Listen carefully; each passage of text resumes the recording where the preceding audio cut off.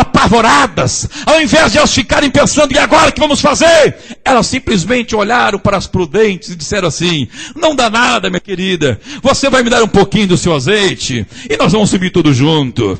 Você vai dar um pouquinho aí deste azeite que está iluminando a sua lâmpada, eu ponho um pouquinho na minha aqui, e vamos todo mundo junto, vamos dando glória a Deus aqui, está maravilhoso esse avivamento, todos nós estamos despertados, todos nós nos acordamos e vamos todos juntos.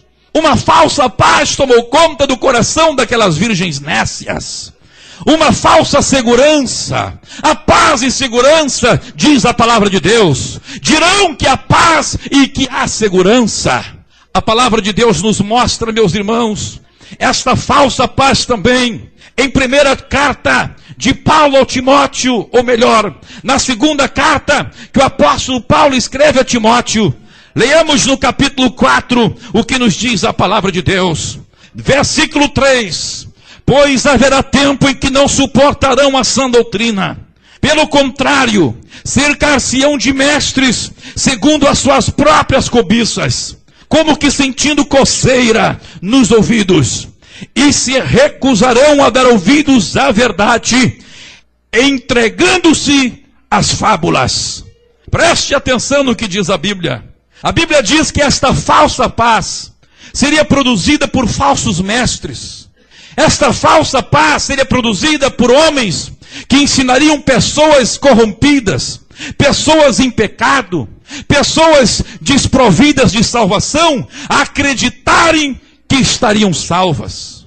Uma paz de consciência falsa. Quantas pessoas, meus irmãos, estão andando aí pelas ruas, batendo no peito dizendo: eu sou crente, eu sou cristã, eu sou evangélica. Hoje é muito comum, é muito fácil alguém dizer evangélico, mas continua vivendo de qualquer jeito. É uma atriz pornográfica e diz que é evangélica. É uma apresentadora de televisão pornográfica e diz que é evangélica. É uma modelo que posa nua e diz que é evangélica. É um traficante de drogas e diz que é evangélico. É um jogador de futebol que leva milhões de pessoas a uma idolatria louca e ensandecida e bate no peito e diz que é atleta de Cristo.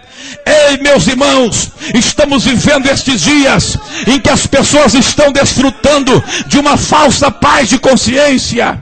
Estão dizendo: eu tenho paz no meu coração, eu estou tranquilo com Deus, mas estão marchando para a perdição eterna. Diz a Bíblia: quando disserem a paz e segurança, lhes sobrevirá repentina destruição. Estamos vivendo dias da pregação deste evangelho da falsa paz. Estamos vivendo dias, meus irmãos, em que cada vez o maior grupo de adeptos da doutrina, que uma vez salvo, salvo para sempre, está invadindo as igrejas. Estão invadindo aí milhares de lares, e muitos cristãos estão pensando já isto. E muitos cristãos, e por que não dizer até alguns pentecostais, já estão abraçando a doutrina da predestinação. E já estão pensando: se Deus me escolheu para ser salvo, eu vou ser salvo mesmo. Deus vai dar um jeitinho e quem sabe na última hora Deus dá um jeito e eu vou ser salvo. Quantas pessoas estão pregando isto? Estão dizendo, por exemplo, que se a pessoa é salva, ele vai ser salvo para sempre. Por quê? Porque dizem eles: Deus, Ele nos tem como filhos, e um filho, por mais rebelde que seja, ele sempre vai ser filho.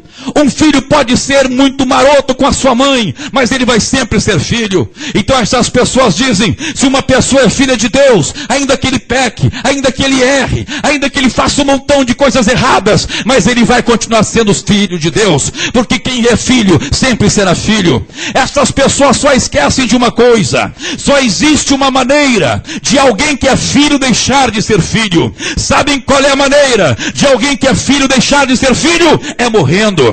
Quando um moço morre, ele deixa de ser filho. Quando uma moça morre, ela deixa de ser filho e passa a ser a falecida filha, e passa a ser o falecido filho. Pai nenhum, mãe nenhum vai conservar um defunto dentro da sua casa. Por mais que você ame o seu filho, se ele morrer, você vai mandá-lo para o cemitério e vai dizer: o meu falecido filho está lá no cemitério. E as pessoas estão esquecendo que a Bíblia diz que o pecado mata. As pessoas estão esquecendo que a inclinação da carne gera morte. Crentes carnais estão morrendo espiritualmente.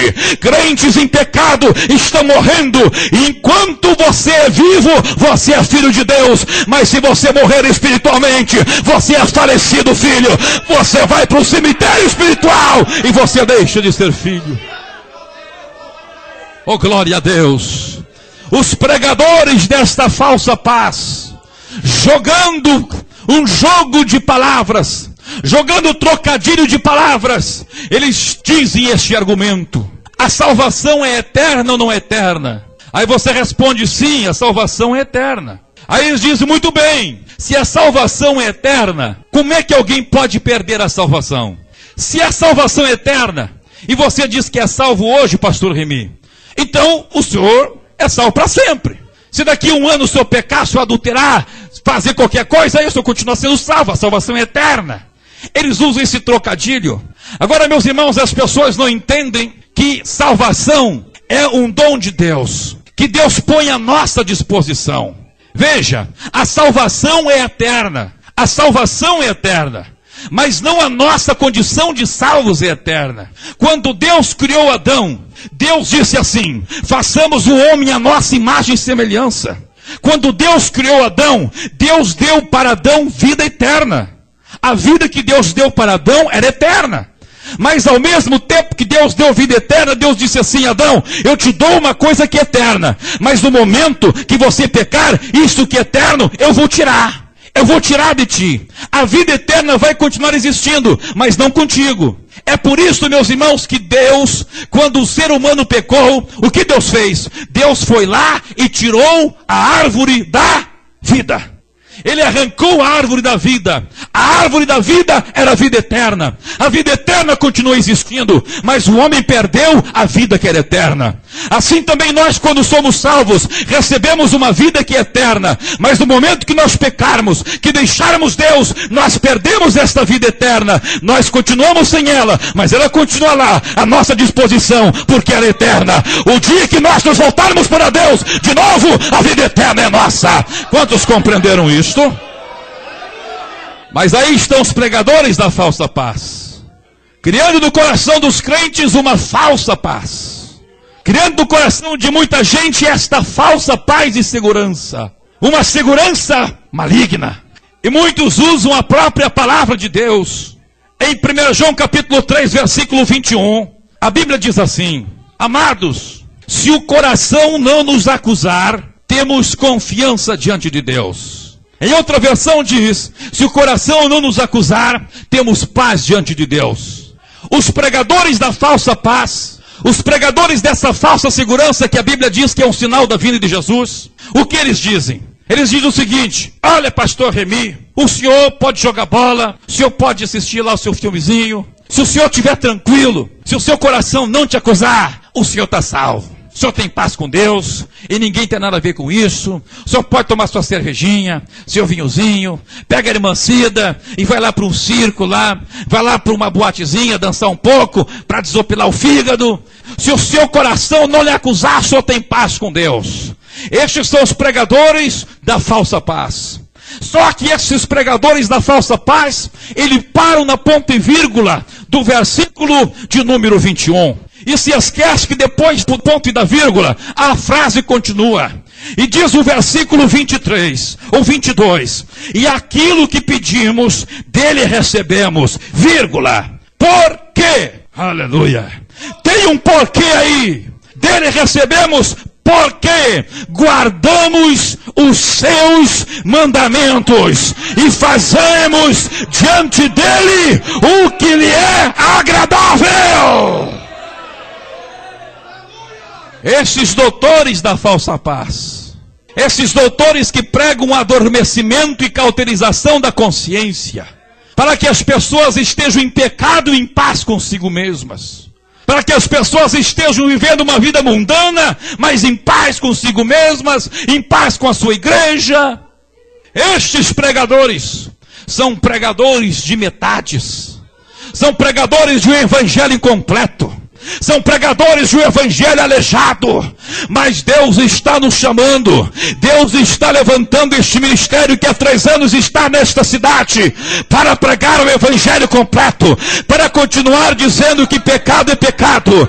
Deus nos chamou, não para trazer uma falsa paz, mas Deus nos chamou para sermos perturbadores de consciência. Oh, glórias ao nome do Senhor Jesus Cristo.